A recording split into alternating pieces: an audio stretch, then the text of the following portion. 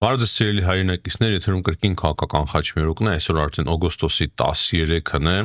բավականին այսօր հետաքրքիր եւ կարեւոր զրույց ունենք, Փաշինյանի եւ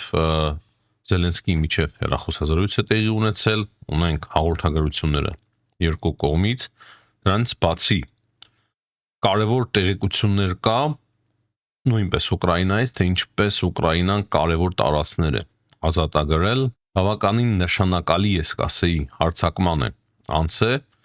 եւ տարբեր շրջաններում բազմաթիվ գյուղեր է կարողացել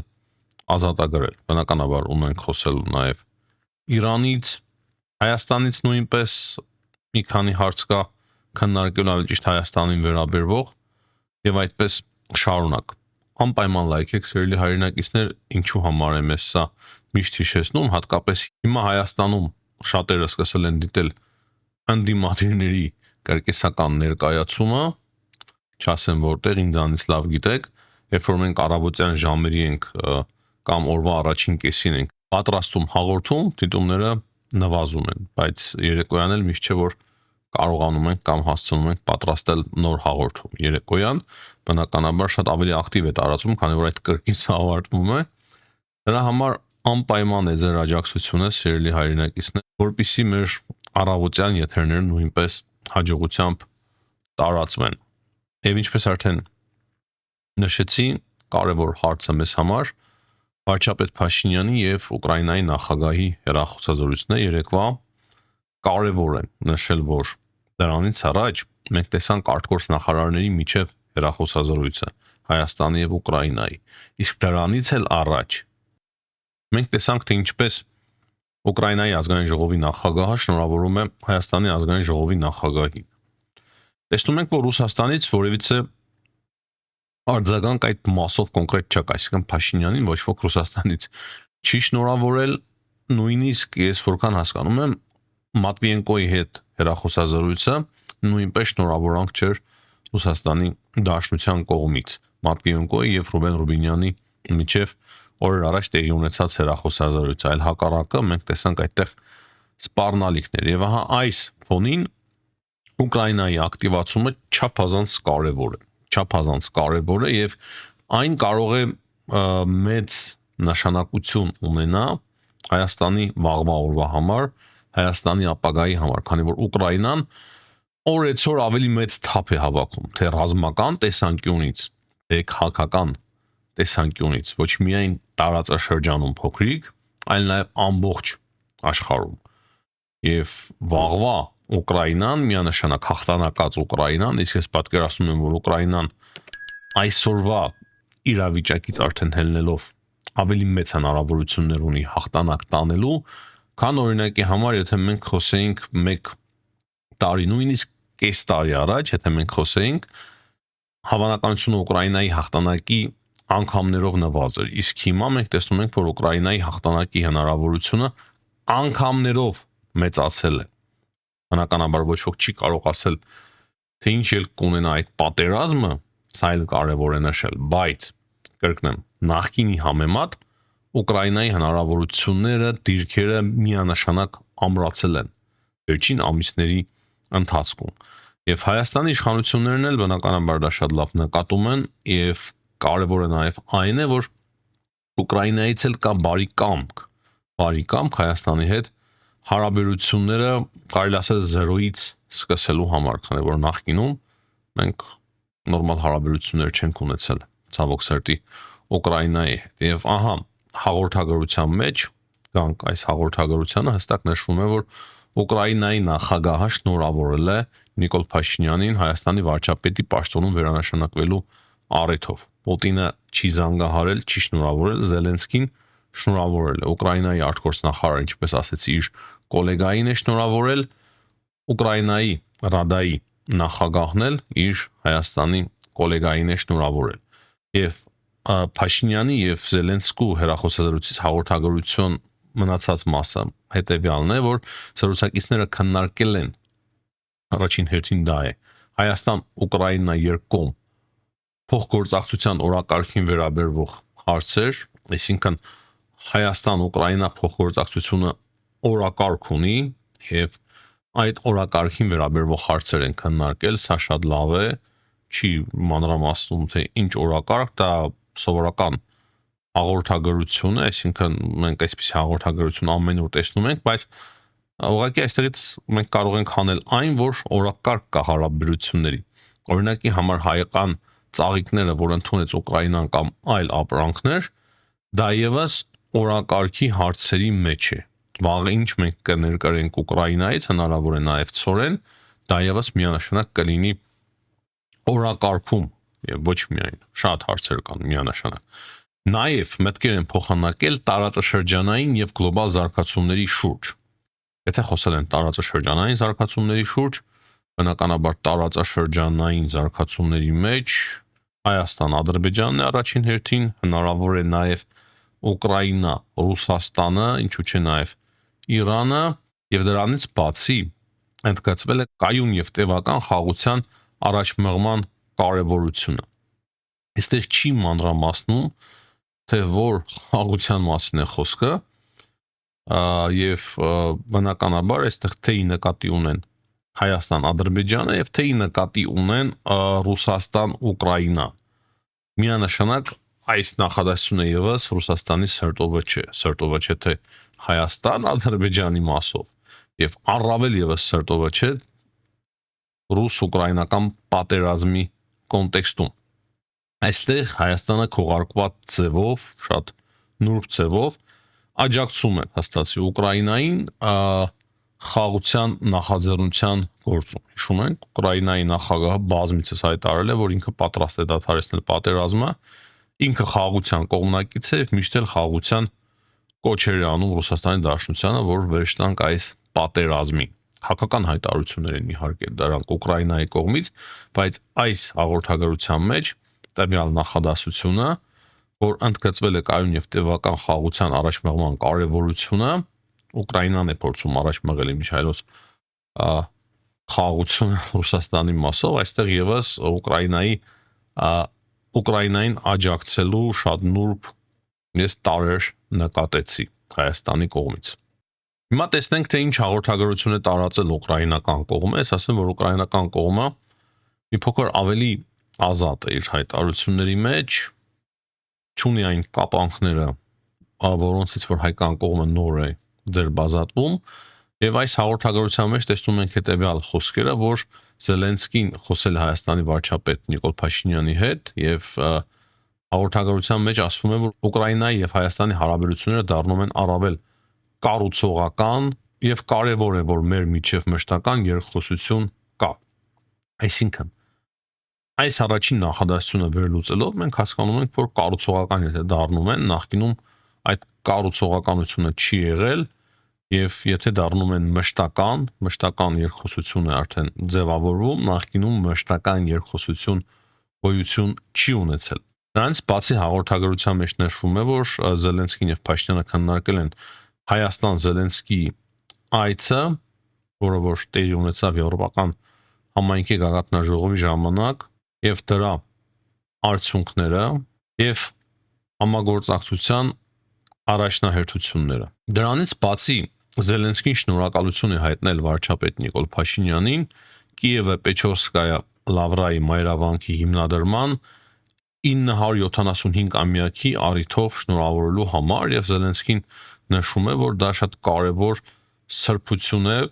տարածաշրջանի քրիստոնյաների համար, այդ թվում նաեւ Ռուսաստանի Դաշնության համար, քանի որ իրական Ռուսաստանի արմատները գալիս են Ուկրաինայից։ Ինքն մաքուր ռուսները, որոնք որ հետագայում խառնվեցին արդեն մոնղոլա-թաթարների հետ, մաքուր հենց ռուսները գալիս են Ուկրաինայից, ինչի մասին ես միշտ էլ խոսել եմ, իրենց հիմքը այնտեղ է, հետո խառնվելով այդ ազիատների հետ քաղաքականությունն էլ դարձավ այդպիսին ցավոք սրտի։ Ես կարծում եմ, որ մենք տող առ տող քննարկեցինք եւ վերլուծեցինք այդ հաղորդագրությունները եւ այստեղ արդեն մեծ հաշվով շատ բան չկա վերլուծելու, քանի որ արդեն իսկ վերլուծեցինք, ուղղակի ընդհանուր մեկ բան պարզ է դառնում բոլորիս համար, որ հայ-ուկրաինական հարաբերությունները ակտիվանում են եւ այդ հարաբերությունները ակտիվանում են, որքանով որ Ռուսաստանը որքանով որ Հայաստանը կարողանում է փոխվել ավելի անկախ քաղաքականություն վարել Ռուսաստանից, այդքանով ակտիվանում են հայ-ուկրաինական հարաբերությունները։ Օրինակի համար Ադրբեջանի եւ Ուկրաինայի հարաբերությունները շատ ավելի առաջ են, քան հայ-ուկրաինական հարաբերությունները։ Նրանք արդեն համատեղ զենքի արտադրություն ունեն։ Տնտեսությունների միջև Ադրբեջանի եւ Ուկրաինայի շատ ակտիվ համագործակցություն կա։ Ադրբեջանը անընդհատ օգնում է Ուկրաինային տարբեր հարցերով։ Դե բնականաբար Ուկրաինան նույնպես Ադրբեջանին։ Հայաստանը շատ քայլերով հետ է, բայց քանի որ Հայաստանը դառնում է հիմնական դաշնակիցը Եվրամիության համար եւ Միացյալ Նահանգների համար տարածաշրջանում, դրա համար Ուկրաինայի եւ Հայաստանի հարաբերությունները կարող է շատ ավելի բնական լինեն եւ բնական դառնան, քան Ադրբեջանի եւ Ուկրաինայի հարաբերությունները։ Քանի որ խոսեցինք Ադրբեջանից, Աքսիոսը հետաքրքիր հրապարակում է անում Ադրբեջանի մասով, որ Ադրբեջանը Միացյալ Նահանգներից օգնություն է խնդրել ականազերծման առաջադեմ տեխնոլոգիաների հարցում, այսինքն Միացյալ Նահանգներից Ադրբեջանը պահանջում է ականազերծման առաջադեմ տեխնոլոգիաներ։ Բաքուն հույսով է, որ Միացյալ Նահանգների հետ առավել սերտ կապերը կարող են արագացնել քարտեզագրման եւ ականազերծման աշխատանքները։ Ինչ քարտեզագրման մասին է խոսքը, քարտեզները սահմանագծումը ռուսներն էին առաջարկում, չէ՞։ Քարտեզների հետ օգնություն, քարտեզագրման հետ օգնություն, բայց այստեղ Աքսիոսի այս տեղեկությունը բավականին հետաքրքիր է, եւ Ադրբեջանը փաստացի խնդրում է Միացյալ Նահանգներին աջակցել պատերազմից հետո վերականգմանը ահա այդ մասով։ Սա ընդհանուր առմամբ վատ տեղեկություն չէ, քանի որ Միացյալ Նահանգները որքանով շատ ներգրավում են մեր տարածաշրջանի մեջ, այդքան ամուր կդառնա այն խաղաղությունը, որը որ դարձավ շահական Միացյալ Նահանգների համար օգոստոսի 8-ի հռչակագրով եւ ավելի ու ավելի հուսալի կդառնա այն խաղաղությունը, որը որ հիմա հաստատվել է, բայց ավելի ճիշտ կլինի ասել հաստատվում է Ադրբեջանի եւ Հայաստանի միջև։ Հայաստանի եւ Ադրբեջանի մասով հիմնականում այսքանը, Հայաստանում նոր անդիմադիր կրկեսականների ելույթներին չեմ ցանկանում անդրադառնալ, մեր գործը չէ այս պահի դրությամբ։ Ինչ են խոսում, ինչ են անում, դեմ որ շատերի հետաքրքրում է այդ հարցը, ես չեմ ցանկանում անդրադառնալ այդ հարցերին, հիմա խոսենք ավելի լավ է միջազգային անցուդասից, թե ինչ է տեղի ունենում աշխարհում եւ սկսենք երևի թե Իրանից։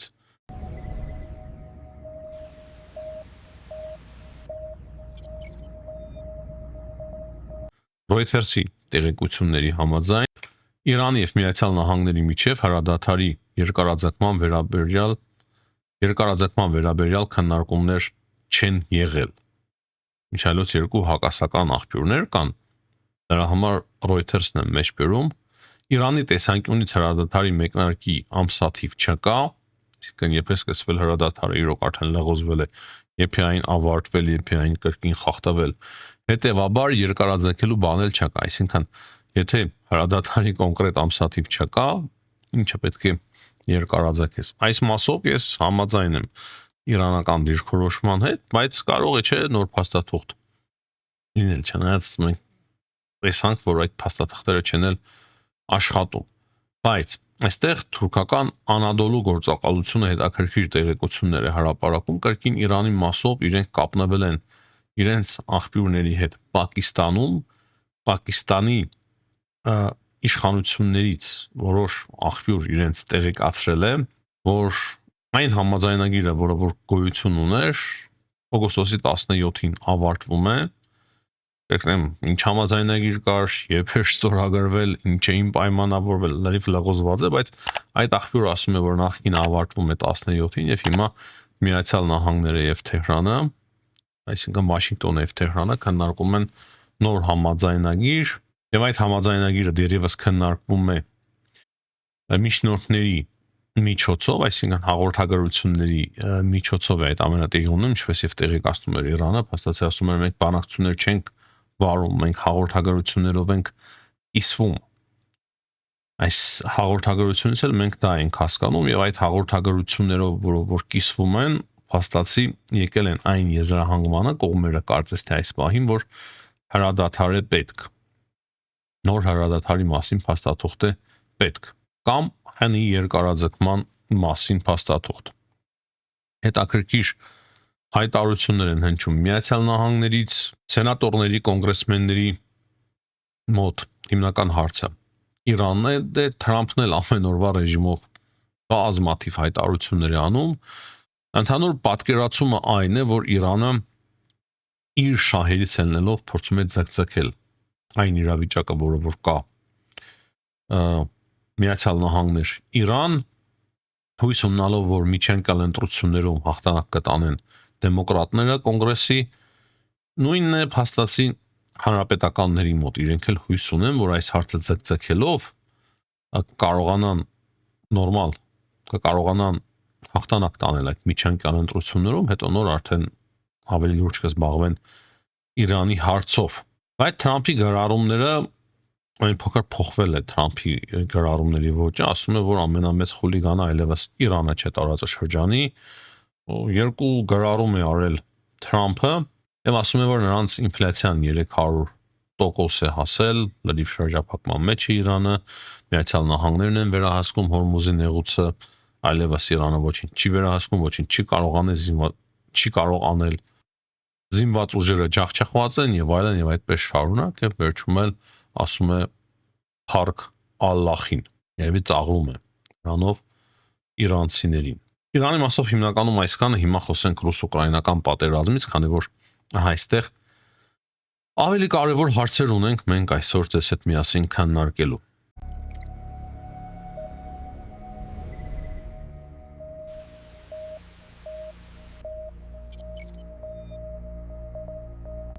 Ռուսաստանը իրոք բավականին ծանր իրավիճակում է հայտնվել։ Ինչպես եւ ես կանխատեսում էի, այդպես էլ եղավ, Ուկրաինան կրկին սկսեց հարվածներ հասցնել Ռուսաստանի նավթի արտադրման գործարաններին եւ կրկին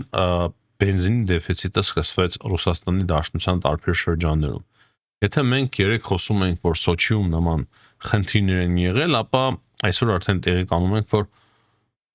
Օրենբուրգում նույնպես նման խնդիրներ են առաջացել։ Բայց մենք նաև երեք տեսանք, թե ինչպիսի հայտարարություններ էր անում Պուտինը կուրելներ էր մեկնել այնտեղից Ճապոնիային էր սպառնում, ջուր հայտարարություններ անում, տարօրինակ նաև սպառնում էր նրանց, ովքեր որ սպառնում էր այն երկրներին, ովքեր որ կփորձեն վերցնել պատանդ ռուսական նավերը, ասում եմ մենք լուրջ գործողությունների կանցնենք ոչ միայն մեր ջրերում, այլ նաև Խաղաղ օվկիանոսում նույնպես նույն ձև կպատասխանենք իրենց։ Դե տեսնենք Միացյալ Նահանգների նկատմամբ ինչպես կվարվի Պուտինը այդ հայտարարություններից հետո։ Շատ կասկածում եմ, նույնիսկ Մեծ Բրիտանիան եւ Ֆրանսիան, եթե լուրջ գործողությունների դիմեն, դժվար թե ռուսները կարողանան որևիցե նորմալ լուրջ քայլ անել։ Տեսնենք շատ հետաքրքիր հայտարարություն է, իմիջիայլոց առաջ չընկնենք, ատամները փաստացի ցույց տալիս Պուտինը, բայց բավականին մեծ է եւ ծանր է իրենց համար։ Վիճակի չէ Ռուսաստանը այսօր սպառնալ, ոչ Ճապոնիային, ոչ էլ Միացյալ Նահանգներին, նաև Եվրոպային նույնպես, չնայած Եվրոպայում շատ հաճախ խոսում են ռուսական սպառնալիքի մասին, փորձում են մոբիլիզացնել իրենց հասարակությունը, տարբեր քարոզչական մեթոդներ են օգտագործում դրա համար, պետք են այդպիսի քաղաքական հայտարարություններ, բայց Ռուսաստանը վիճակի չէ ինչ որ շատ մեծ խնդիրներ ստեղծել նաև Եվրոպայի համար։ Տեսնենք իրոք հետաքրքիր է այս Պուտինի սպառնալիքը, թե ինչպես է նա կյանքի կոչելու։ Բայց մենք շատ կարևոր տեղեկություններ եւ տվյալներ ունենք Ուկրաինայից։ Երեք բավականին ընդլայնման կազմով հավաք էր կազմակերպել Զելենսկին եւ զինվորականները շատ հստակ զեկուցեցին Զելենսկիին, որ այս վերջի ամիսների ընթացքում Ուկրաինան կարողացել է ազատագրել 745 քառակուսի կիլոմետր տարածք։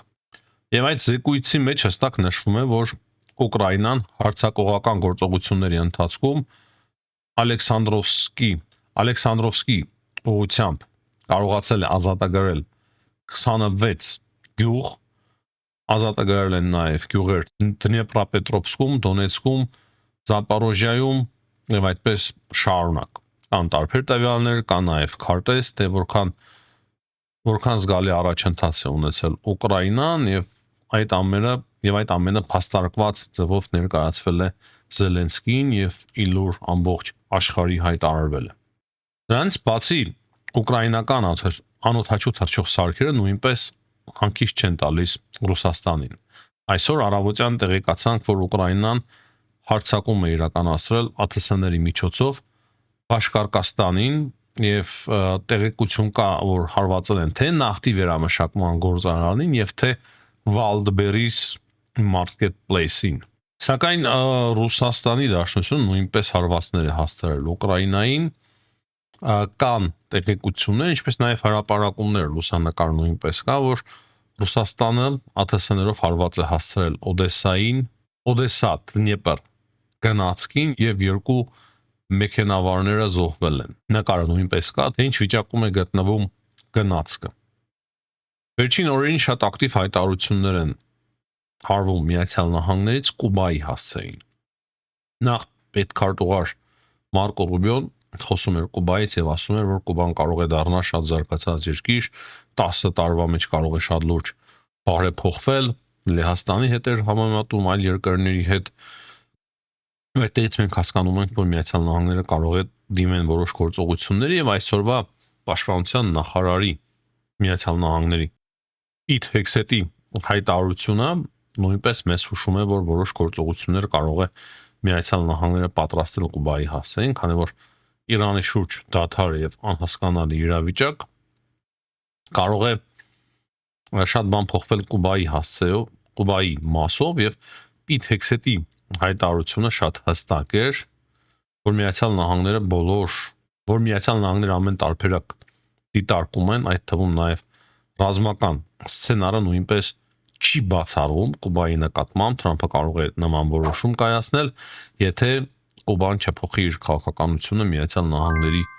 նկատմամբ եւ չսկսի հաշվի առնել Միացյալ Նահանգների ռազմավարական հետաքրքրությունները։ Հիմնականում ահա այսքանը, սիրելի հայրենակիցներ, հաջողություն եմ մաղթում բոլորին, ցտեսություն, կհանդիպենք։